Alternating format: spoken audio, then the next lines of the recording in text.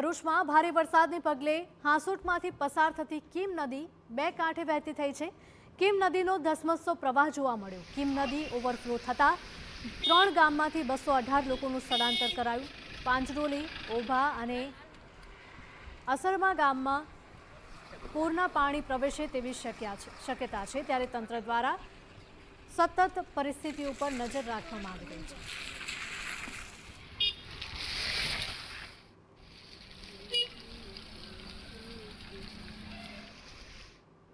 તો આ તરફ ભરૂચ શહેરના પશ્ચિમ વિસ્તારમાં સોસાયટીઓમાં કેડસમા પાણી ભરાયેલા છે।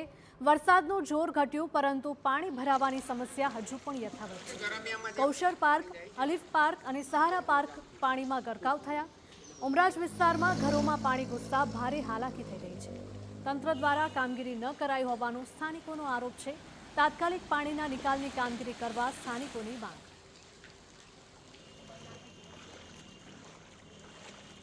ભરૂચ શહેરમાં ભારે વરસાદ બાદ અનેક સોસાયટીઓમાં પાણી ભરાયા છે અને લોકોના ઘરોમાં પાણી ઘૂસી જતા નુકસાનીનો લોકોએ સામનો કરવો પડી રહ્યો છે। હું આપને દ્રશ્ય બતાવી રહ્યો છું કે જે પ્રકારે પરિસ્થિતિ દેખાઈ રહી છે।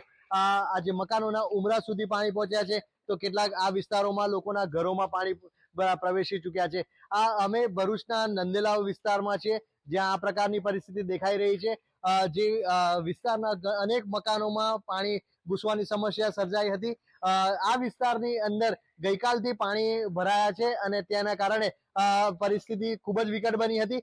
લોકોએ પાણી પ્રવેશતા અટકાવવા માટે ઘરના ઉમરા ઉપર દિવાલો બનાવવાની પરિસ્થિતિ આવી હતી અને જેના કારણે ઘરમાં પ્રવેશતું અટકાવવા માટે પ્રયાસ કરાયા હતા। એક વ્યક્તિ આપણે તમને પૂછીએ, ક્યારથી પાણી છે કાકા તમારે? કાલ રાતનું પાણી ત્યાં ભરાઈ ગયું છે। તો કાઢવા માટે કોઈ આવ્યું, તંત્રએ કે પ્રયાસ કર્યો? કોઈ આવ્યો નથી અહીંયા। કોઈ જવાબ આપે છે? ના, કોઈ તેમની રજૂઆત પણ સાંભળવા તૈયાર નથી। વધુ એક ઘર છે, તેમાં પણ હું આપને બતાવીશ કે ઘરોની બહાર દિવાલો બનાવી અને દરવાજા બંધ કરવા સુધીના લોકોએ પ્રયાસ કર્યા છે અને જેના કારણે આ સમસ્યાનો હલ લાવવા માટે હજુ પણ તંત્ર પાસે આશા રાખી રહી છે। વરસાદનું જોર ઘટ્યું છે, પણ પાણી હજુ સુધી ઓસર્યા નથી। વધુ એક વ્યક્તિને પૂછીએ, શું કહેશો તમે, આ પરિસ્થિતિ કેમ વારંવાર સર્જાય છે? આ મંગલજ્યોત સોસાયટી આ એરિયામાં, નીચાણવાળા એરિયામાં આવેલી છે। ગઈકાલના ભારે વરસાદને કારણે વરસાદના પાણી શેરીઓમાં અને નીચેના ફ્લોર પર, ગ્રાઉન્ડ ફ્લોર પર ઘરમાં પણ ઘૂસી ગયા છે। અતિશય પાણીનો નિકાલ કોઈ જગ્યાએ છે નહીં। અમારે ઉમરાજ ગ્રામ પંચાયતથી એક મોટર પંપ મંગાવેલું, પણ એનું પાણી રોડ પર કાઢતા પાછું રિસાયકલ થઈને પાછું અંદર જ આવે છે। એટલે કોઈ જગ્યાએ પાણીનો નિકાલ થતો નથી અને પાણી અહીંયા સ્ટેગ્નન્ટ થઈ ગયેલું છે અને કોઈ વ્હીકલ અહીંથી પસાર થાય એટલે પાણી ઘરમાં ઘૂસી જાય છે અને નુકસાની થાય છે। ચોક્કસ લોકોને નુકસાન થાય છે। વધુ એક વ્યક્તિને પૂછે, આ પરિસ્થિતિમાં દૂધ, પાણી જેવી વ્યવસ્થાઓ મળી છે ખરી?